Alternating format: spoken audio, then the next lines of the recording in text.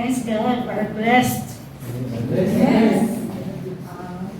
We announce what we have do. Wala pa tayong second women's fellowship ngayon kasi wala si Mrs. Jeremy. Yung second ko ano? Pero pwede ano? Sino magtuturo? Pastora.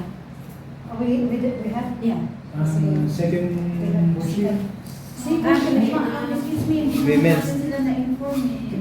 Ah. Hindi, sinabi ni Sister Jen, sinabi ni Pastor Ed na we need to ask. Ano daw po na pupuntahan po ba kayo? May mga appointment kayo. Sabi po ko ni Pastor, baka po mayroon kayong na-share sa mga kababayan ng Women's Fellowship po. Wala pa, wala. Regarding po sa Sige. church po ba? Kasi yung naka-assign niya si Sister Jeremy, hindi siya nag-attend. Pero po Kaya, ano siya nakatulong. may pasok siya. Next week.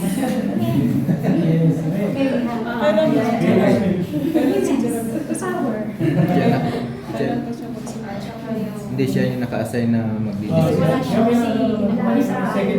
Second service time. Si Sister second na. week after the next week for Jeremy. Okay. And also our Bible study next week. Bili sa group chat natin. Si Pastor Edino o si... Si Jane ang lead natin. So si Jane ang ano doon sa...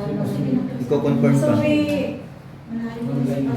May 30. Confirm na lang sa GC ang Pilipinas. Wala yung inform mo tayo. Kasi at namin alas 10, tapos alas 2 na madaling araw, yung pagtulog.